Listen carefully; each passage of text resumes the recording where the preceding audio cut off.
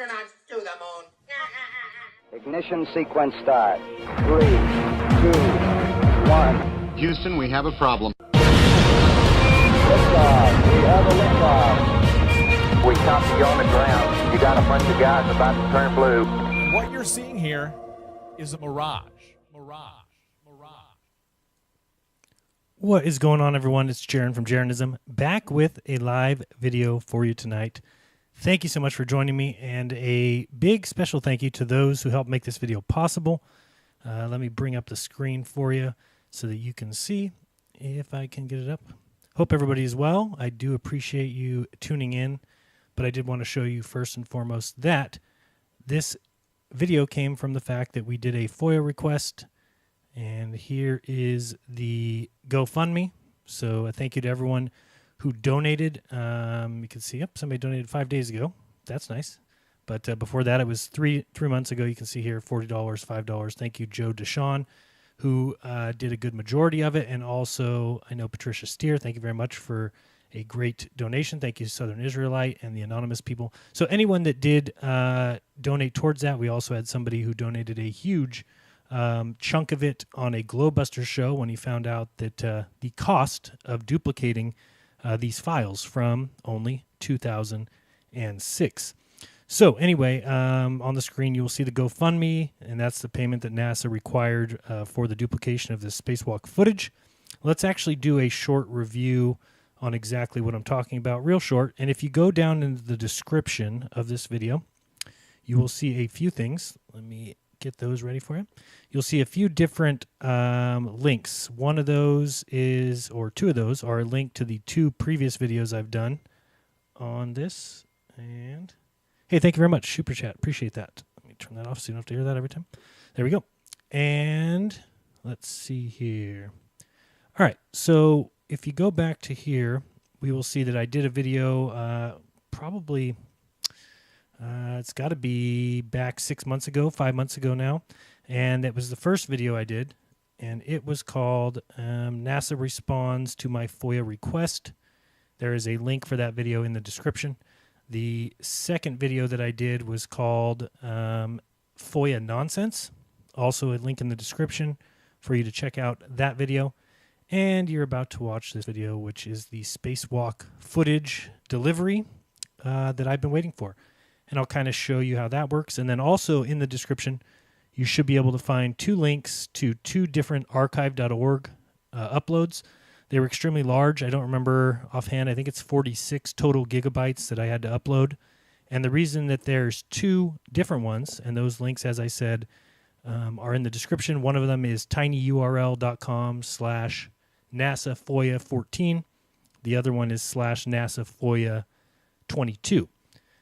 So just as a quick reminder of what happened, that'll kind of explain why there's two files and everything. You might remember my FOIA request started in early April, included quite a few mishaps and complications.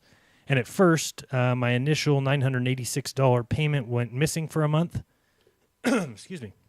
My card issuer said that it was pending and that it was awaiting NASA's collection, and NASA claimed that there was no payment. So I had to wait a full 30 days until the funds automatically were released back into my account, at which point I was able to try and make the payment again. That time they finally received it.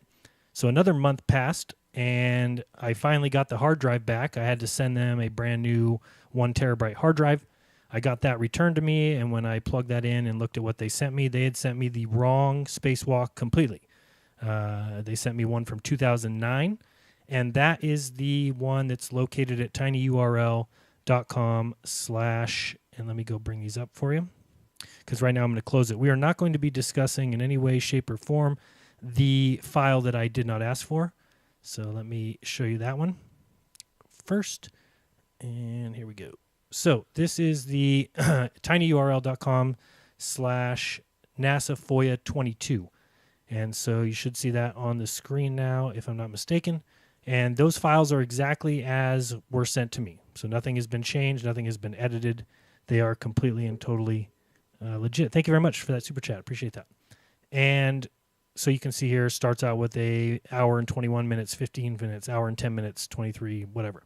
So what happened when I received this particular spacewalk is I had to send the hard drive back At first, they tried to do that at my expense. Finally, they agreed to pay for it, which makes all the sense since it's their fault. And then another few weeks went by, almost a month, and I finally got the correct spacewalk today. Or sorry, not today, a few days back, 3 days ago. But they also included that original spacewalk.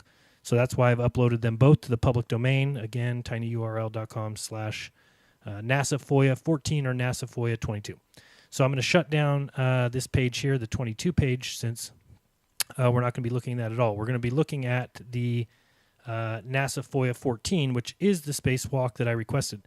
Now, I would like to say that this is exactly as NASA sent it to me, but you'll notice that the 3 files here at the top that say 1, 2, and 3, they're all 1 minute and 26 seconds, and they all should say collectspace.com, yeah, down here in the lower right. Those are actually my video. It accidentally got put in that folder, and then when I uploaded it to archive.org with all these other ISS 014, M033, blah, blah, blah, and I'll tell you what those mean shortly. It got uploaded with it, so it's clearly separated from the files that I got from NASA and the fact that their files are named ISS 014, blah, blah, blah. My files are named Space Station Golf Shot, and then it's just 2 copies of the same video accidentally got uploaded. So the story is that originally, when I requested this spacewalk, let me bring it back up here. The reason I did is because this is the only piece of the spacewalk that I could find online. And I searched high and low, different sites, typing in different, the expedition number. They always have weird numbers. It's like an expedition number, then it's an EVA number. Whether you're dealing with Roscosmos or NASA makes a difference. It just becomes a mess. It's hard to kind of keep track of. But no matter what I could do, I could never find this footage, which seems to be some golfer. He's supposedly taking a shot from what they call a porch outside of this Svedka module. And I could just not find anything. It's terribly done. And let me see if I can see. You'll have to bring it up yourself so you can see the actual true file and not try and look at it secondhand through the YouTube restream. But you'll see that there's just a lot of errors back here, like lines, different coloring. Let me bring it back up so you can kind of see. And I was just concerned. I said, well, what's going on here? And then as I started to look into it, I couldn't find any any video footage at all that this spacewalk ever even took place. When I found out what exactly happened, which was, and we should be able to bring this up here, is a golf company, and I can't remember the name of it offhand. Let me look it up here. We're going to go Expedition 14. Let's see here if we can find this. Yeah, it might be this one. So talking about Expedition 14, which was Commander Lopez Alegria, Flight Engineer Mikhail Chirin. These are the 2 supposed spacewalkers from this spacewalk. Talks about when they were launched up, and then they were part of this EVA-1. So real quick, just to read you what supposedly took place. This expedition's first spacewalk took place November 22nd, 2006. So that is the spacewalk that we're going to be looking at, starting at 23 Universal Time, having been delayed due to a cooling issue, blah, blah, blah, blah, blah. During the spacewalk, Chirin hit a golf ball from the exterior of the Piers airlock. This experiment was sponsored by a Toronto-based commercial company, Element 21, which manufactures golf clubs made of scandium. The ball weighs just 3 grams compared with 48 grams from a standard golf ball. At that height, it was unlikely to damage any station components, which might accidentally have been hit. Total nonsense. There were 3 balls, allowing 2 options for repeating the shot if required, but only 1 shot was actually taken with a one-handed grip by Chirin, while Lopez Alegria was holding his legs. The shot was a substantial slice, with the ball flying off to the right of the station instead of the rear. In 2006, there were plans for a video plans of video of the shot to be used in a TV commercial, which I don't believe was ever done. As you saw, the footage was terrible. The progress of the ball, now this is a classic sentence. Read the sentence with me and tell me this isn't the funniest thing you ever heard. The progress of the ball, which contains tracking equipment. Okay, so this ball, which weighs 3 grams. Okay, I don't know if you know how much 3 grams weighs. Go back to your drug days or something. 3 grams is nothing. And it has supposedly some tracking equipment. All right, the progress of the ball, which contains tracking equipment, could be followed on E21's Track the Ball in Space website, which was set up in 2006. Although the site simply calculates an assumed distance for the ball based on a constant speed and does not perform any real tracking of the ball. But it's 3 grams and contained tracking equipment, and you could go ahead and follow that if you wanted. However, it was just assumed and estimated distances based on a constant speed and did not perform any real tracking of the ball at all. So that makes a lot of sense, doesn't it? Stunt was carried out 35 years after Alan Shepard hit 2 golf balls on the moon during Apollo 14. First, let me voice this just so you understand. I don't mind if you think you live on a spinning ball. I do not. Okay? Not that I don't mind, but I also do not think that's where I live. Simply because it is not matching my reality at all. And for me to find truth, pretty simple process. You have to take all the evidence that you can, all the data that you can, process it, and look at it with your reality. If it matches your reality, most likely it's true. If it doesn't match your reality, most likely it's false. So when I hear things like people have been to the moon, doesn't match my reality in any way, shape, or form. I can zoom in on what the moon is with my camera. I can see these spots on it. I can see this very bright object in the sky. Do I think that men have been there? No. Review the evidence and review the transcripts from Apollo 11 and check how many times while on the moon Neil Armstrong or Buzz Aldrin said the words Earth. I'm pretty sure that if you just flew 238,000 miles, landed on a foreign body, and looked at your buddy, you would turn around and look back and say, dude, look at the Earth. Look at the Earth. 230. No, nothing like that ever said. The word Earth isn't said.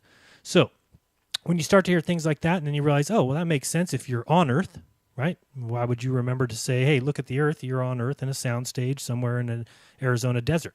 So you wouldn't remember to say those things. Other issues with the moon landing are numerous, but one of them also simply being when you look at the takeoff footage that they show us, or any of the footage that they show us, or then you go into looking at how it's possible that you could send that kind of footage, what kind of battery would be needed to send live video footage back.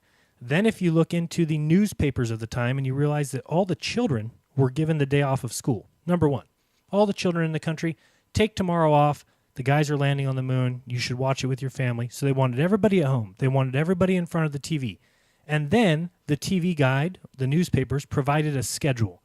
At what time it would land, at what time they would get out, at what time they would do their moonwalk, at what time they would be sleeping. And then you have to realize, wait a second, this is the first time that men have traveled that far. This is the first time that we've landed a craft on a foreign body. This is the first time that they've ever done that. Would you want the world watching, including all the children? What if something went wrong? What if you landed and they all died? Well, then you realize this is just a made-for-TV movie. That's all it is. It's just a movie that they had put together, and they wanted everybody watching it, and they made sure that they passed out everybody in the country a job. Here, you build this little part, and you build this little part, and you build this little part, and make sure you go home and tell your families that you had something to do with the moon landing. So then the people build a little part, send it off to NASA, they go home and say, oh, I helped build the Saturn V. So when they watch the TV and the rocket goes up in the sky, and the next thing you know, you're talking to some guys that look like they're in a craft on the way to the moon, it all settles in, and the guys get all excited because they helped get men to the moon. It's a big pride thing.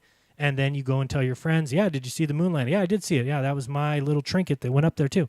And before you know it, everybody in the country knows someone who had something to do with the moon landings. And just like that, you've socially conditioned the entire country to believe that you went to the moon. Even though since 1972, no person has ever been further than a few hundred miles. That is fact. That is admitted. And yet you're supposed to believe that 50 years ago, we flew 238,000 miles away. If you believe that, that's fine. It's okay with me. You can believe that. Then you need to understand why I don't, and I have every right to my beliefs, period. And I don't believe that we went to the moon, and that's because it doesn't match my reality at all. I know how technology works. I know that if we went to the moon in 1969 and 1971 and 72, that we would have a hotel on the moon, that we would have bases on the moon, that we would have people going around the moon all the time, that it wouldn't take 50 years and everything to regress and nothing to happen since then. And in fact, we've barely gone 0.5% as far as we went 50 years ago. It's not the way life works. It's called a lie. It's called a story, and you can either buy into it or you cannot. But don't get mad at me for my beliefs or my opinions when they're based off of things that match my reality. So the Earth is observably flat. That's the way it goes. Sorry that I can see too far. Sorry that I can see mountains 170 miles away. Sorry that I can see boats, and when I zoom in on them with my camera, that they can appear to my eye to be falling over the edge, but then when I zoom in, they come right back. Things that men wouldn't have had 500 years ago that we have today that help us prove that what we've been told and what we've been sold is truly a lie. And you've been sold it. Whether you realize it or not, you've been sold it since the day you were born. That's why every Happy Meal and every toy is space related. And you've got Space Jam. You got to put Michael Jordan in the space movie. And you've got to, it goes on and on, the conditioning. You got to have the Earth pass by with every movie beginning. And in every logo, you got to have the Earth. And it's something that can't be copyrighted. The Earth, the globe, is not a copyrightable thing. So everybody grabs a hold of it and uses it in their logo and uses it in their images because it's not copyrightable. And it's just some image of the Earth that people want you to believe in. Now, again, you can believe that. Believe it all you want, and I'll show you reasons why I don't. And then it's up to you to decide. And if you still want to believe in it, by all means, enjoy yourself. Just understand, well, answer me this. Let's put it this way. Would you say that the government lies? Ask yourself that. Do men lie? Do men try and get one up on you? Do men try and get into positions of power to make money and to do so at any cost? Recently, I was watching Forensic Files. Not sure if you know that show. Pretty good. Thank you very much for the super chat. I appreciate that, Rebel, so much. So on Forensic Files, at one point, this forensic scientist is being interviewed, and he's talking, and he said, and I quote, well, I was really impressed with the work that they did because in this line of business, you can get anyone to say anything for the right price. And I was like, what the? Did he just say that? Like, that is not okay to just say. That as a forensic scientist, anyone in that line of business, in that line of business, that people will say anything in a court of law for the right amount of money. So these kind of things need to start to kind of make sense to us that, okay, wait a second. So if the worst people in the world have the most money and they're able to pay people to do their dirty work, we have to recognize that there's plenty of people in this world that will take that money and do whatever it takes. They'll lie to your face. Joe Rogan said it, right? Joe Rogan said it on his little thing when he said, hey, government, if there's something you need me to hide, just give me the money, show me the truth, and I'll lie to my mother. And that's what it really comes down to. That's what we have to accept, that there's people like that in this world. I mean, sometimes you just need to look at a sampling of 100 people. Or I've often told the story that, if you left a $100 bill on your coffee table and had a party with all your closest friends, there's a chance that $100 bill might remain on that table for the duration of the party. Now take it and say that as those people walked in, they were told secretly somehow, I don't know, in some fake world, that if that money was taken, nobody would ever know it was them. Well, all of a sudden, every one of your friends would take that money. Okay? And if you say, well, not all my friends, okay, well, half. Okay, well, a quarter. Okay, well, 1 out of 10. Okay, well, 1 out of 20. Whatever number you get to, multiply that out by the 325 million people that are in this country, and you'll come up with a huge number of people that will screw you to your face, whether they're your friends or you're not. So then you start to realize that there is the kind of people, there is the kind of numbers that could create this kind of lie, that could create this kind of bullshit, right? So really what it comes down to, and I lost my train of thought here. What was I getting into? Well, basically I was talking about the fact that we've got too many people that can't see through the indoctrination. They can't see through the lie. They can't even grasp the idea that they could be fooled on such a large scale when it's really not that difficult. It's really not that difficult to fool humans. It's been shown many times. And as I've said before, it's very easy to believe a lie, right? It takes 1 second for me to lie to you and for you to believe it. But if you want to know the truth, it takes much more time, takes much more work, and a lot of people just have no desire for that. And they did a great job selling it to us when we were young, getting us to believe in it before we were old enough to even think. Think about this. Before 2015, which is when Flat Earth had a resurgence, you had basically a 0% chance of coming out of 4th grade and not believing in the ball Earth, which is just crazy to think about. Think about that. You talk about indoctrination. When you've got a country who, by the age of 4th grade, all believe in one thing solidly because they've been told it since they were born. That's the only reason. We weren't shown evidence of it. We weren't shown examples. We weren't shown tests and experiments. No. was just mentioned in passing, and we live on this ball, and it spins through outer space, and outer space is infinite, and these other planets exist, and we've sent probes there, and we know their sizes, and we know the size of the sun, and we know how far the sun is. It's 93 million miles, and we know it's 867,000 miles across, and we just all believed it. We just all bought it. And again, if you want to feel okay with that, that's fine. But just understand, I know what I was talking about. Does the government lie, right? So I was getting into, do men lie? Well, the answer is yes. Obviously, over and over again, they do. So why would you draw the line at the one place we can't go? Why in the world would you ever believe that? Why would you believe what the authorities telling you when they're talking about a place that you can't double check? You can't go to Saturn. You can't guarantee that those rings are made of rocks and that they has 67 moons in orbit of it. You can't guarantee. You can't back up any of that. The size of any of the planets in the sky, you can't prove that. If you think that you can look in some sort of telescope and prove the size of Jupiter, you need to do a whole bunch more research. You don't understand how the sky works. You don't understand angular sizes. You don't understand scaling and variance. That's just the facts. Because if you think that you can look in a telescope and say, yep, the sun is exactly 867,000 miles wide, you're wrong. It's all mathematics. It's not reality. And as Tesla said, these mathematicians wander off in various places in these crazy formulas, and they completely lose touch with reality. And that's what's happened. And we bought it, and they sold it to us because they said math is true, math is fact, math is everything. They taught us that, so then it got to the place that you look in the sky, you figure, well, they must be the distances that they tell us, even though the distances are ridiculous. And the fact that once you get the benefit of saying, oh, those stars, they're an infinite distance away. They don't change sizes. They don't change in their parallax. They're just an infinite distance away. Deal with it. They're all suns, by the way, because we can test their light, and you can believe all that stuff. I just want to make sure that that's clear. I am certainly not telling anybody that they can't believe whatever the hell they want. Believe what you want. One of the problems, though, is that it's being taught. It is a religion without any stretch of the imagination. If you think it's anything other, holy smokes, do you not understand religion? Religion is a system of beliefs. It is a belief system. Just because a bunch of people believe it doesn't make it anything other than a religion. Doesn't matter. Doesn't matter if the whole world believes in your religion. It's still a religion. It's a system of beliefs based on axiom, based on foundations. That's what religion is. It's an adherence to doctrines, an adherence to dogma, and that's what science is. And that's what science has become. If you want to be a fan of that, if you want to follow in line like a lemming, that's fine with me. I don't mind. But you should also have the same opinion of me and just say, hey, if Jaron wants to believe that the Earth is a flat plane, so be it.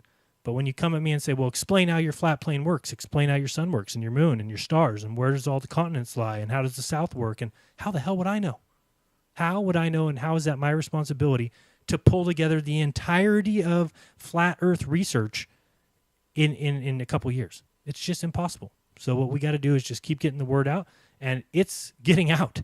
Have no fear. I've seen a lot of people who are getting frustrated or they feel like it's taking too long or it's going to be a long process. I hope you remember that for the globe Earth to win over took some 300, 400 years. Okay, so to get the flat Earth back, it's not going to take that long, of course, but it's going to take a little while. It's going to take some people. It's going to take getting some people in different segments, some PhDs, some people in the scientific sector to start to look into this, which they're already doing. We have proof of that all over the place. And you can start to see that this is going to take hold because the simple fact that they can't prove what they've taught us. That's it. It's that simple. And it sucks for them because when you've basically told the world a lie, well, then it becomes hard to hide that lie when it starts coming out and these news agencies wants to come out with these flat Earth little spots or these little segments. It's hard because the elite can't tell them not to. They can't say, hey, don't do that flat Earth story, because the next question would be, why not? What do you mean, why can't I do a flat Earth story? It's ridiculous. These people believe the Earth's flat. So the problem is that a lot of that stuff is getting let out. It's going to papers. People are covering these conferences. And the more that we get this out, the more that people hear it, the more that people think, the more that people say, hey, let me go back because you're right. If we're all taught something before fourth grade, we all accept it as being true, then it must be damn true. It must be evidential in so many ways. And that's not what the truth is. The evidence is nowhere.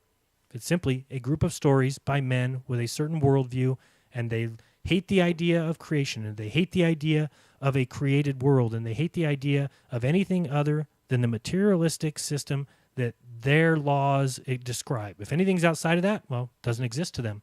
And if you want to be their little lackeys and go around repeating everything that they say and repeating the books that they wrote for you, I can't help you. All these books were written at the exact same time. Okay, all these books were written in the 1600s, 1700s at the advent of the printing press. All of a sudden, they could mass produce books, and you're telling me you're not afraid that they looked at each other and said, we could lie to the world with this. We could lie to the world. Whatever people read, people were just dying for information. They were just dying for anything. And because most of them were illiterate. They had never read anything in their entire life but the Bible. And so all of a sudden, here comes all these books of Newton's Principia, and believe me, people ate it up. People ate it up. Now, again, if these things are proven to be true, so be it. I'll admit my folly and say, no, I did think the earth was flat, but now it has been clearly proven to me that it's not. So far, oh boy, you guys got a ways to go. Sorry, having a drink. All right, let's move on to this Expedition 14. I got my little pieces out. And I'll show you some of the issues that I have. Let me turn on my little pad here. And we will look at this together, and I'll show you the problems I have with it. Now, remember, the problem was that I had seen that one little spacewalk footage just here. Let me see if I can get you framed up better. Let's see. I think maybe this would be better. Yeah, a little bit. All right. So, again, we'll watch this just so you can see. This is all I could find, and so I did the FOIA request and finally got the footage.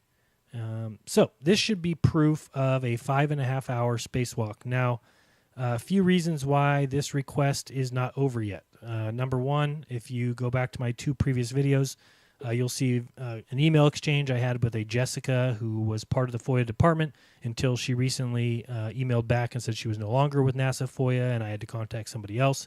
But during the time that we were communicating, at one point she asked me if I wanted the audio from the spacewalk. And I said, well, yeah, if the audio is part of the spacewalk, I would like it, please. Thank you. And I got no audio. So the audio that you hear will be from this particular file only. It was an excellent shot. Oh, sorry. This is on... I should have told you that if you were watching it. That was on 3 times speed. Let me get it back to 1. All right. So you'll hear the audio in this particular file. Moving away from us. Right.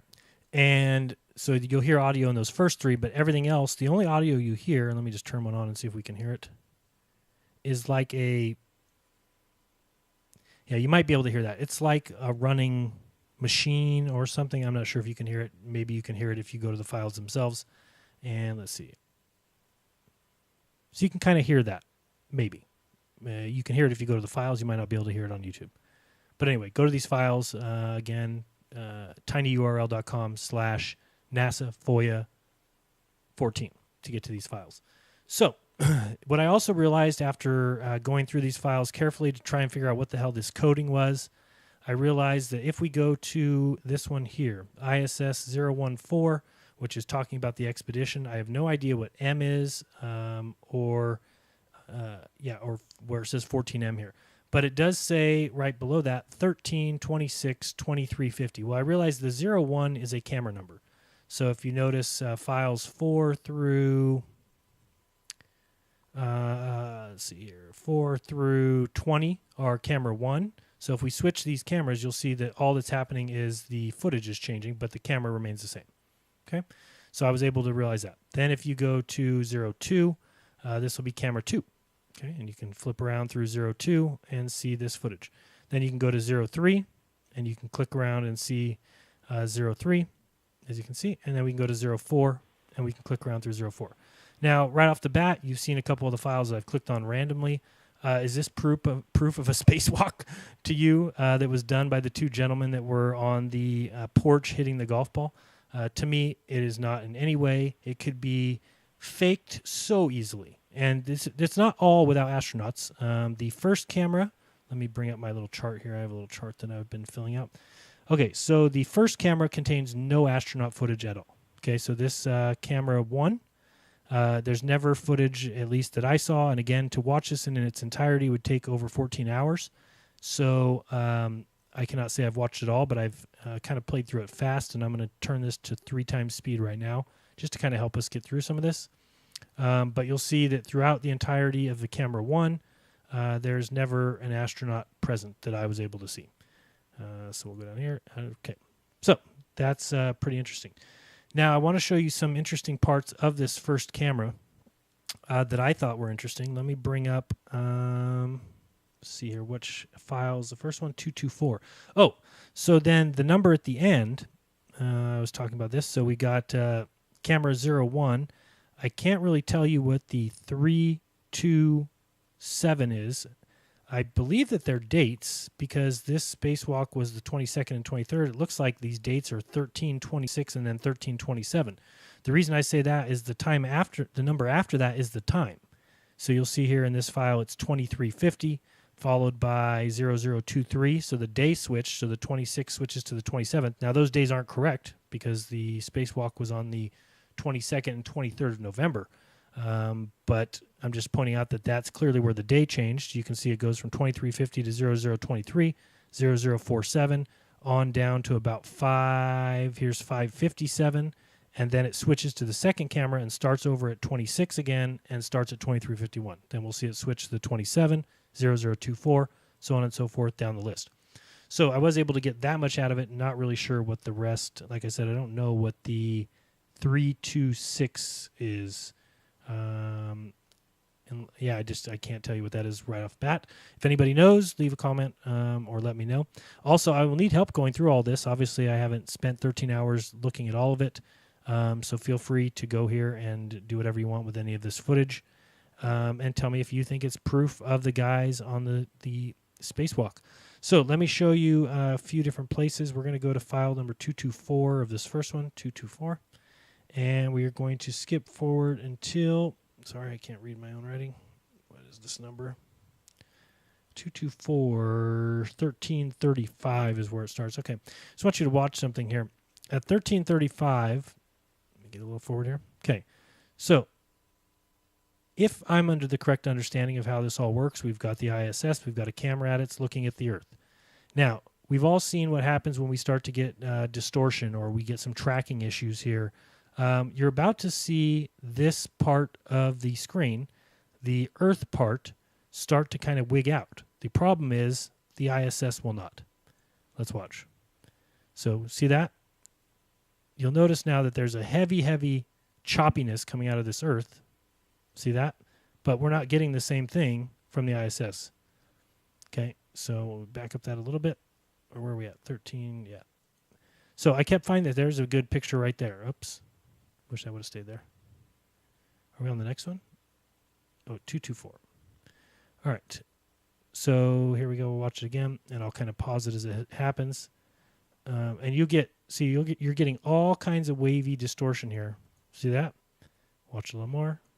Okay. I did see a flicker up here, but what it looks like is that the Earth is glitching, and that the ISS is not. You'll see heavy glitching here, but you're not seeing that here. You may see a little here or here or here, but we're not seeing at all. Let me go now. This is the next file. No, wait. Let me go back to. So at 244, this one here. This is just a 3-minute and 14-second little clip, but at 221, I saw the same thing. Let me go there. 212. Again, watch the Earth and watch the ISS. And you see it glitching out, and the ISS is not. Glitching, ISS. So explain that to me, Globers. Explain to me how this is anything other than you've got a static, oops, what did I click on? 224. All right. You've got this static picture here, and you've got an Earth, which is nothing more than a screen on some sort of conveyor belt, on some sort of, picture an IMAX theater or something that's behind where they're doing this stuff, and they got a little feed problem. I can't explain it any other way. Why else would this all glitch out as we're about to see? Oops, what file am I at now? 224. All right, let's go to 255. Oh, I wanted to show this here. 255. This one here. Okay. And we're going to go to 10 o'clock or 10-minute mark. Yeah, I just thought this was weird here. So you've got what looks like the Earth getting dark as we move forward a little bit more here.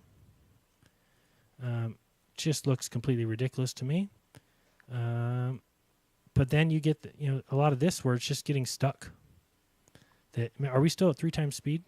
Yeah, we're still at 3 times speed, and you just get this stuck kind of footage. You have to jump way forward to kind of get it to move. Trying to remember what else about this piece that I wanted to show. Obviously not proof of a spacewalk, as I said before. But again, if you want to believe that you live here and that this is a ball Earth and it's a sphere and it's in outer space and it's 25 trillion miles away from the closest star, you can believe that. I don't mind. Believe it all you want. Let's go to the next one at 1308 on 401. Let's see, 401. I just had a lot of the Earth glitches mostly. This one's at 1308. Here. And you'll see this start to glitch out. And gets all caught up, but we don't see a lot of that over here, at least not equal. I could see somebody saying, oh, I did see a little bit of it glitching out. You see heavy glitch all along the Earth, and then you get maybe a piece here and a piece here. Sound or no video? Oh, this is on, let's go to 421. Yeah, so we're at 421 at 251. Does that make any sense? 421 at 251. 421. I don't know which one that is. That doesn't go to 251, Jaron. Not sure what that one was. Okay, let's go to the next one. 541, another glitch. There's so many glitches on here. I'm just trying to find the ones that I marked that are the best ones. This is at 12. Because then I started thinking it was happening at the end of the file. It's what it looked like. But this one here is at 1239. Let's get up here a little bit more. And 30. Oops. Oh, this is the one that froze. Now, here's the other thing. So this is frozen now. The Earth stops moving. But if you can hear this, you'll have to go find the file yourself. You can still hear the sound. You can still hear the same exact sound. So if the video froze, wouldn't I have a frozen sound or pause sound? You don't get that. You just get sound playing. Again, the more important thing here is this proof that a spacewalk took place between those two guys. And if you don't know, it took NASA about 8 months to get me this spacewalk footage from 2006. Okay, I'm not asking for something from 1971 or something. This is 2006, a normal spacewalk. It cost us $1,400 to get this footage, and this is what we got. Stuff that you can find from the ISS. I mean, if we went and looked at the ISS live on Ustream right now, you're getting exactly the same thing. Let's see here. And ISS International, where's like Ustream? Just to show you real quick that this is exactly what they're producing all the time. So should this have cost me $1,400 to get, this is all that they're showing. Look at this. Whoa, what's going on here? Oh. So I don't know if you can see that good, but the Earth is, wow, that looked really bad. I'll have to watch this later. That's interesting. When is this from? Yeah, so again, you can think you live here. I've never been watching the ISS live and seen the Earth glitch, but not this. That was what I found so interesting about those videos so far. But totally a joke if you're talking about the footage. Now, if you ask me what happened here, I'm just going to go on a limb and tell you that they created the files after the fact because I don't think the spacewalk ever took place. That's my opinion. Where did we go here? I got away from it. All right. Back. 14. Yeah. So let me see what else we got on here. So we got the pause with sound. So then the first time we see an astronaut is for 10 seconds on camera 2. So we're going to go camera 2 now. 0247. Okay, so again, now camera switched, but we still don't get astronaut footage. So thank you, NASA, for sending me 29 minutes of this, where we just see this thing moving around, the camera moving around. Again, if you want to think this is proof that those people were out in space, good for you. I've got an island to sell you in Bakersfield. So get in contact with me. Now, let's get to that file I said, 47, this one, 0247. And the astronaut appears at 6:40. So here we go. And here's your astronaut footage. There's some feet. And back in. Okay, that's your footage. So that's your astronaut.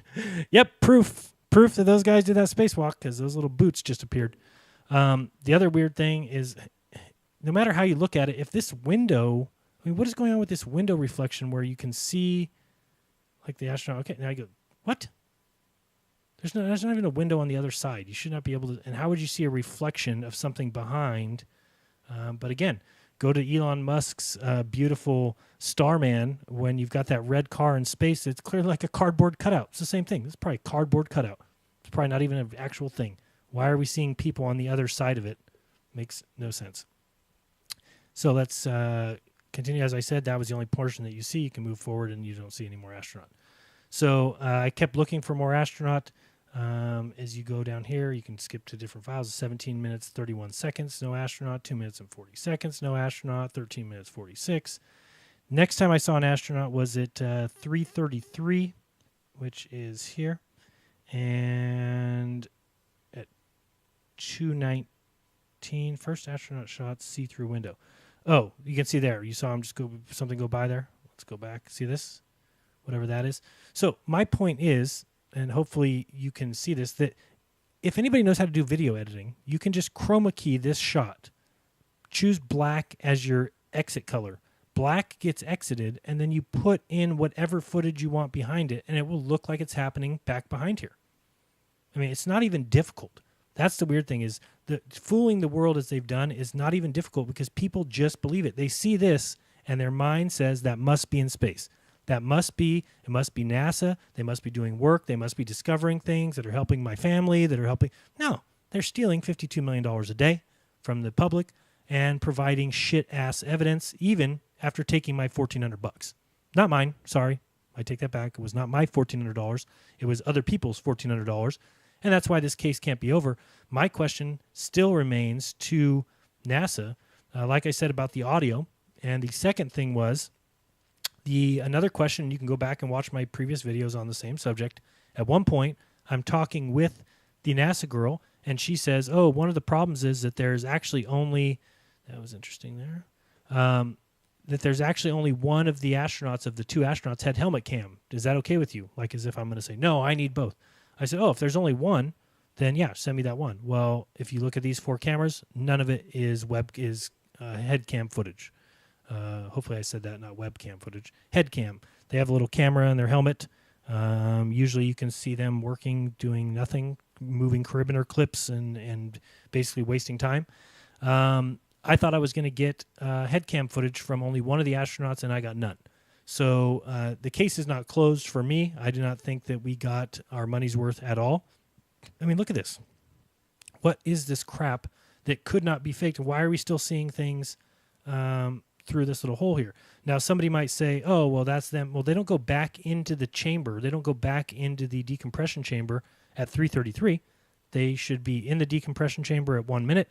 When they come out at 23, whatever it started at, 23:50, yeah. And then at the very end when they go back in. But according to this, something's going on inside here, as you can see. But it just so happens to coincide with when an astronaut goes behind it. It's just funny.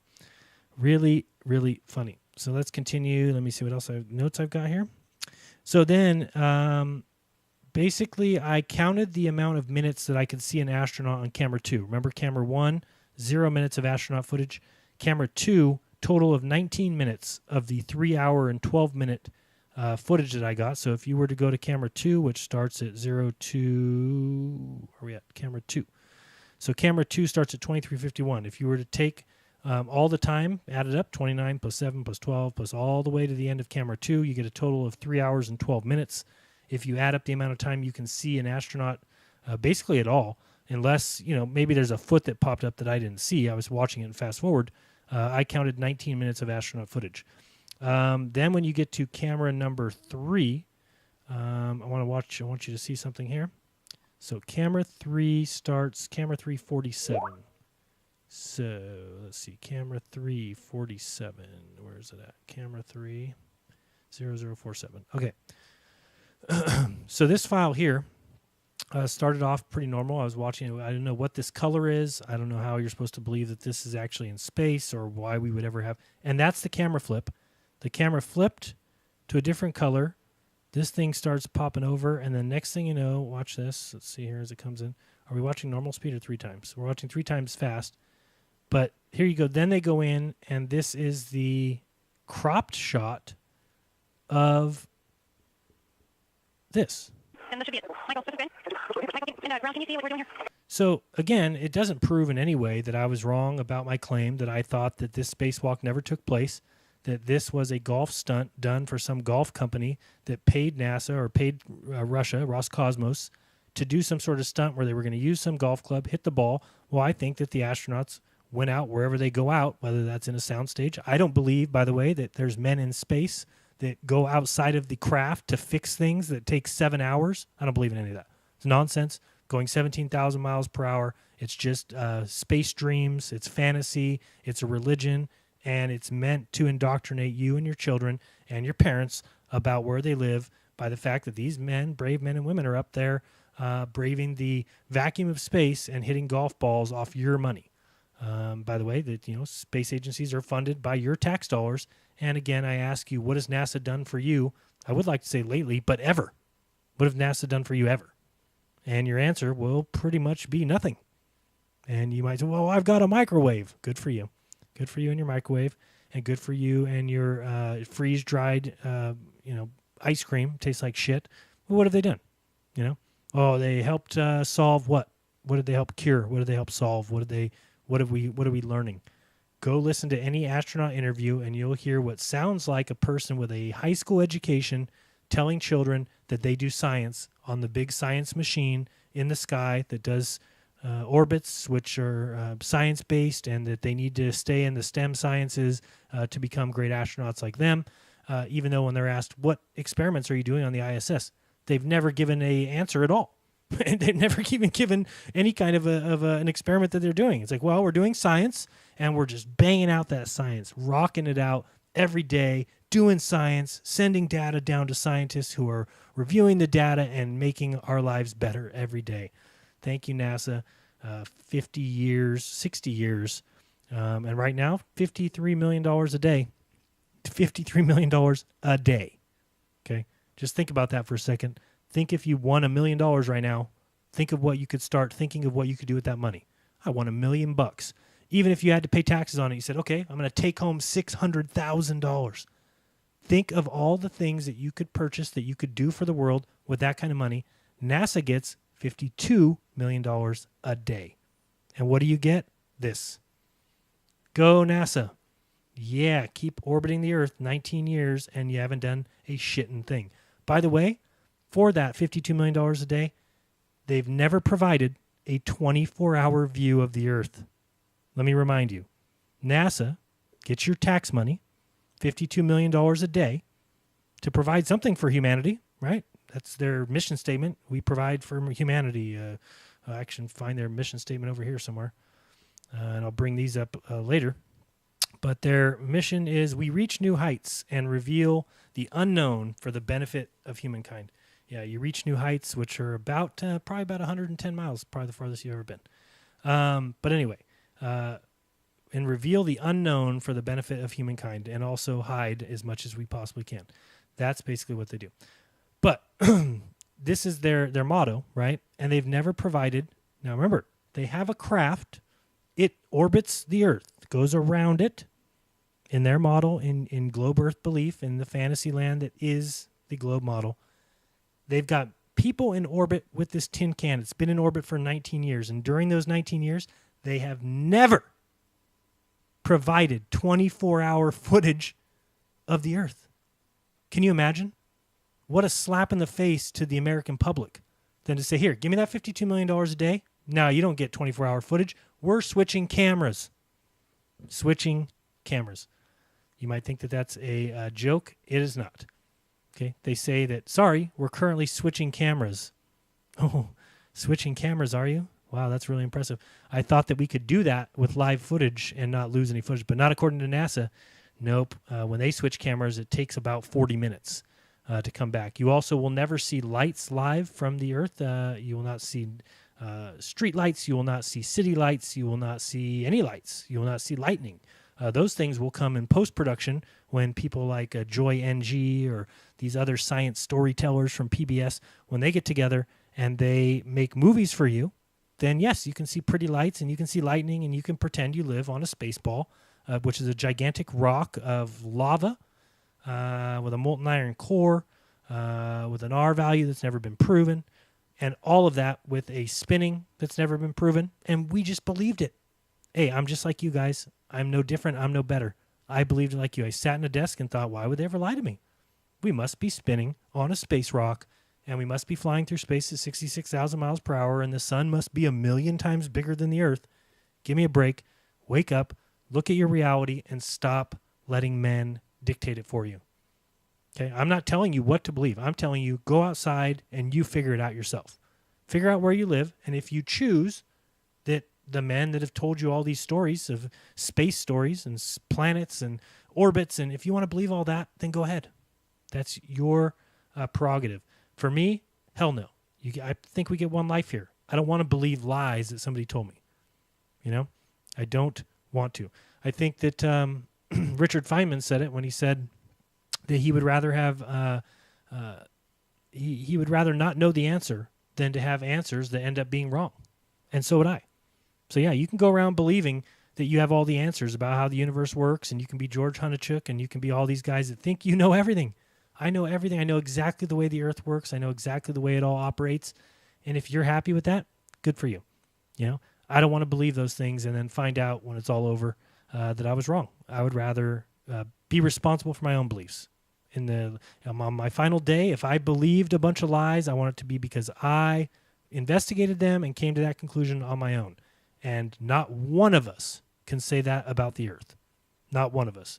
We all believe because we were told at a young age. That's why there was a 0% chance that you came out of 6th grade, 4th grade, not believing in the globe Earth. 0%. So when that's the case, then I say it's worth every penny to go back and investigate this thing from the very beginning. And when you do, it falls apart. Everything. Aristophanes, Aristarchus, it all falls and crumbles when you realize that all of our history is a lie. That we probably haven't even been here as long as people think. That there's probably some sort of reset or cataclysm or something that they know about, and that's why it's easy for them. And when it happens again, they'll just come out with the same information 100 years from now, 50 years from now, and they'll be able to teach it to their masses then, and everybody will believe it then, and they can just reissue the Bible, and everybody will believe that then because there's no dates in there, and it's just all nonsense. It was all written in 1600. Go back and do your own research. Find out when books were written. Find out why it is that all we have is copies of copies of copies of copies. Find out why that is. Find out if they could have been changed and how you would know. And then you'll come to the realization. Real quick, we'll take a timeout break just to show you. I just brought up some various websites that have the same problem that I had. Let me give you a better view. I know you can see only a framed portion of this, so let's transition this. There you go. Getting NASA to comply with simple FOIA requests is a nightmare. NASA often refuses to complete Freedom of Information Act requests using the excuse that it's unclear. This is just one particular article. You can bring this up, but NASA, when it comes to FOIA requests, is a total joke. Absolute should not have taken me 8 months and $1,400 to produce something that should be digitally stored. We don't have that many spacewalks. This isn't like I'm asking for, even if I were to ask for a baseball game. I mean, think about that. If I were to go and ask a baseball team, hey, can I see the game that you played against this team on this date, and it was only from 2006, the team would be like, well, we only have 162 games a year. Sure, here's the file. It's easy for us to find 162 games a year against this team on this date. Boom, go right to the archives. They'll give you the file. It's that simple. NASA? Oh, boy. Well, we've only had 200 spacewalks in our entirety of 60 years. 2006, that's going to be tough, and it's going to cost you $1,400, and you're going to have to wait 8 months for us to send back crap, to send back various ISS footages you could have taken in a soundstage, in a pool, in models. Have you ever seen how they do the models on Space Odyssey 2000? What they've got is a little black box with black felt and lined, and then they put little models in there, hung on little fishing strings, and they take pictures of it, and it looks real. And that's how Star Wars was done, and that's how Spaceballs was done. And I mean, there's so many stories behind that. I don't know if people know about Spaceballs. You've seen that movie, right? Hopefully you have. Great film. But certain things had to happen with that movie. For instance, George Lucas made sure that if they were going to come out with the movie, that they weren't allowed to have any merchandise. So you might even remember the merchandise scenes in the video were actually a joke because they weren't allowed to have merchandise. Why not? Because their merchandise would look exactly the same as Star Wars, because they all use the same process. So when you go look at Star Wars and you go look at how these things look on the blackness of space, then go back and look at NASA's footage, and it's identical. It's the same thing. It's the same crap-ass models in a black box that have been sold to humanity as true, and because we learned it when we were in kindergarten and first grade, and because everybody believed it, we hold on to it super tight. Not me, not anymore. Let's go to this one here, which is an interesting article talking about NASA should be friendly to the press. Lately, it's not. It's just talking about how no matter what these people are trying, be it different researchers or interviewers or whatever, researchers basically, that every time they try to contact NASA, NASA never gets back to them. They're not available for interviews. They can never get information when they need it. NASA will announce some new finding. Then a bunch of media people will try and contact them for quotes. They can't get a hold of them. There's nobody from NASA. Nobody returns their information. Even like this guy who says, while each reporter's mileage may vary, I'm not the only one plagued by the slow speed of NASA. I always anticipate having to wait a few days or wait for several days to hear back, says a national space reporter who, like many of the reporters I spoke to, wish to remain anonymous. So even these reporters that report on space say, don't mention my name. I'm reporting anonymously that NASA doesn't respond to me. Well, because they don't want to get thrown out of the community. They don't want to be unwelcomed into the allowed press booth where only people that NASA gives permission to can do stories on them. It's ridiculous. But it says, because reporters know that NASA train arrives late, if they don't need a NASA's comment, they sometimes seek out specifically non-NASA sources. The lag also stops them from pitching NASA stories in the first place, seeking greener pastures that are easier to cultivate. NASA scientists haven't always been haven't always been so unreachable, and that some even used to schedule their own calls with reporters without the need of including communication staff. But now, if you're going to talk to a NASA scientist, you have to have a NASA communication staff involved. Well, this is what happens when you start telling the world lies. You need a lot of control over that. When you're telling the truth, guess what? You don't need that. Sorry. When you're telling the truth, you don't need a media representative. You don't need a communication staff member because you're just telling the truth. But when you've got a very dictated, very laid out system of stories that you have to tell in a certain way, and you can't release that, don't say that, well, this is what you get.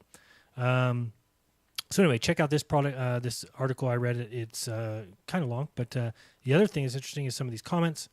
But it's ridiculous that NASA is the way it is. If anybody has watched my 2 previous videos, you know exactly what I'm talking about. I did nothing wrong in the whole process, and yet it's been one of the worst experiences ever, and it really does discourage you from ever doing it again. Like, for instance, why would I request anything from NASA again? They stole my money. They took 8 months to deliver. They delivered crap. So what do you do if you're in my predicament? Even if that didn't prove shit. But who do I go to? What do I go to? The media?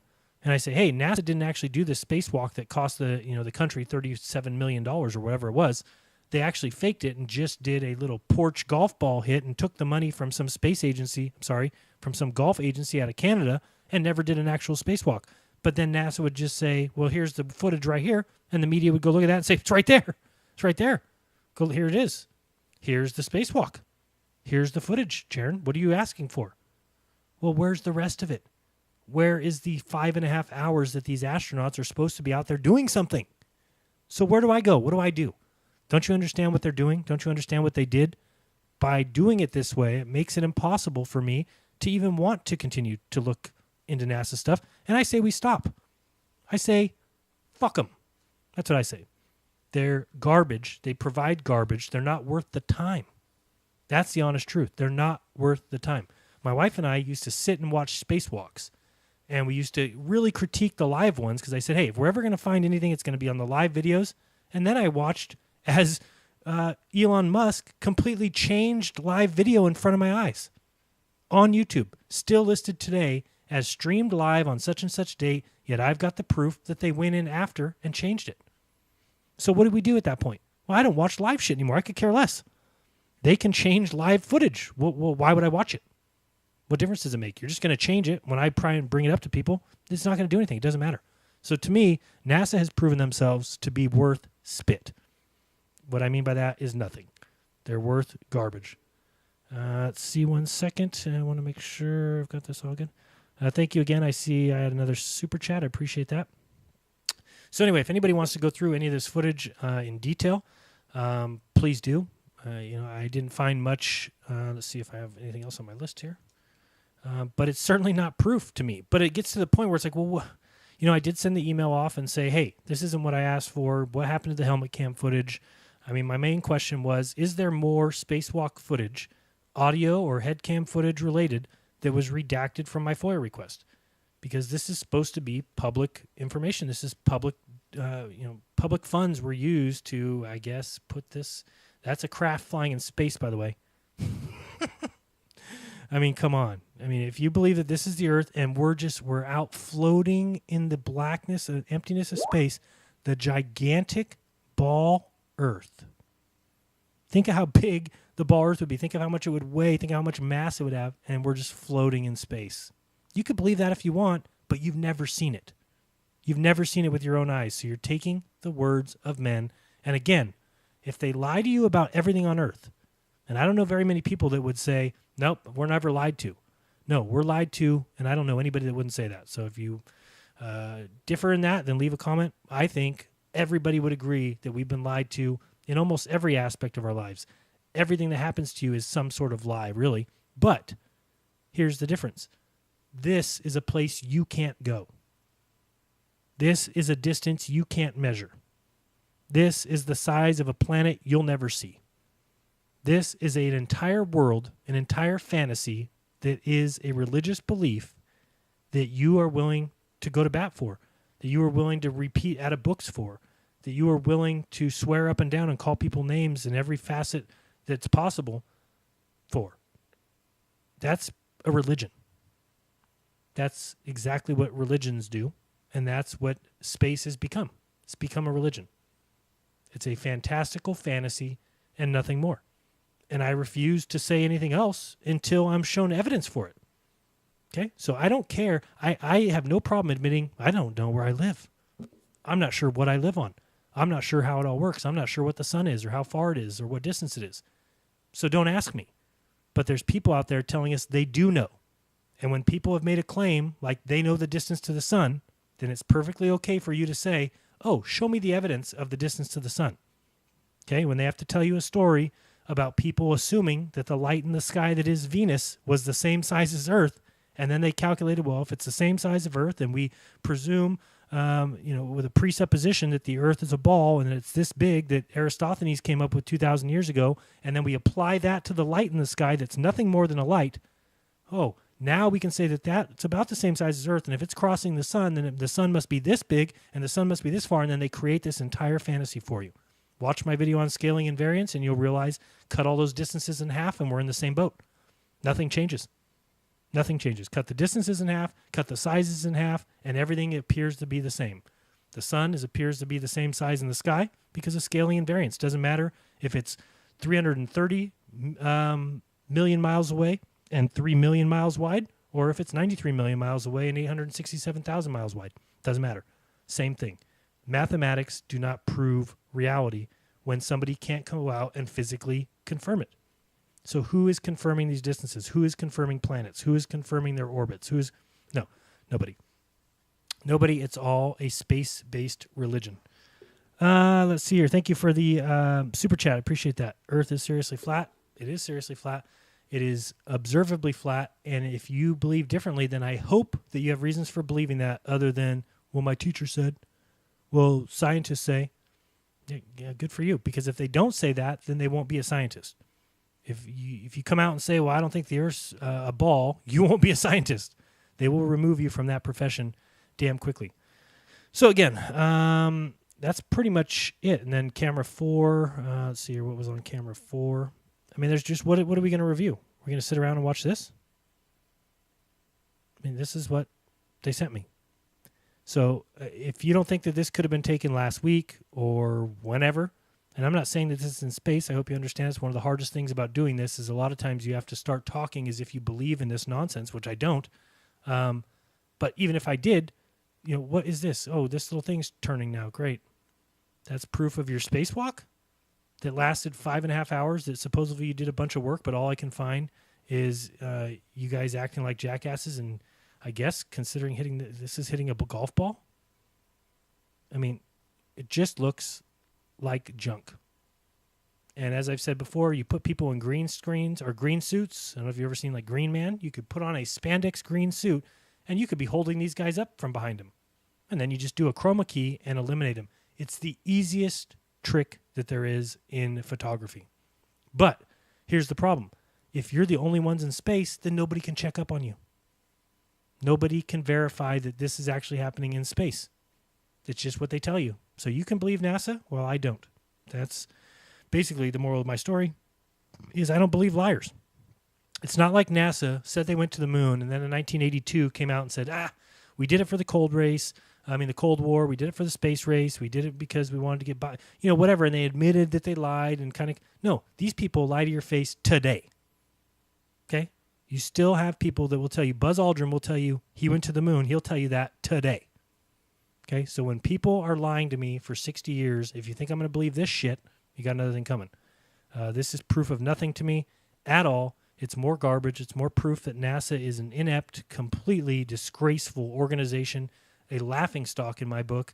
They provide nothing real. They have clouded the minds and, bent over the American public and the world and continue to do so. And they continue to get funding, so why would they stop? And why would they stop telling you about satellites that they put up in space when really it just costs them a few tens of grands or $10,000, $50,000 to put up balloons that do the same work, that are cheaper, easier to manage, more effective, closer, better accuracy, that sit up there in an area where there is no weather, where there is no wind. Okay? And they're controlled by computer. You don't even need a human being to keep a balloon in the same location. The balloon has a little canister in it that explodes when it gets too low, rises it back up. It vents when it gets too high, comes back down, remains in the exact same spot, and all of it is computer controlled. Not even a person needed in the world. So anyway, that's basically it for today. I hope you enjoyed just going through this file. I did tell everybody that the files would be available to the public domain, and they are. Again, you can go to tinyurl.com/NASA FOIA 14 or change the 14 to a 22 if you want to watch the other one. I did want to say a big thank you. They are the best, and if you want to join them, you can go to patreon.com/jeranism. Me to continue doing this research and exposing liars who go around and continue to indoctrinate and enslave the entire world. More than 50 or 100 YouTubers out there making videos. And a lot of people, and I try not to. I don't care who says what about me. I don't care. A nonsense channel says that I'm involved in, or it's just all bullshit. So if you that are mudslinging, that are doing nothing but just causing that's your deal. That's, in my opinion, you wasting time. And you could be so I don't watch those channels, so I don't even hear it. Other than that, one other thing, if you want to support this channel in an easy way, in a free way, you can go on Amazon, go to j.p/jaron. Before you shop at Amazon, you pay the same price. I get a small percentage. That also helps me. So I appreciate you guys watching so much. If you need me or have a question for me, the best place to go is ask.fm/jeranism. Ask there. It may take you a few days, but I will get back to you. And I believe that is it. So I appreciate you guys watching so much. Don't lie. And remember to do your own research. And if you do, you'll never again believe what you've been taught. Till next time, guys, this has been Jeranism. Peace.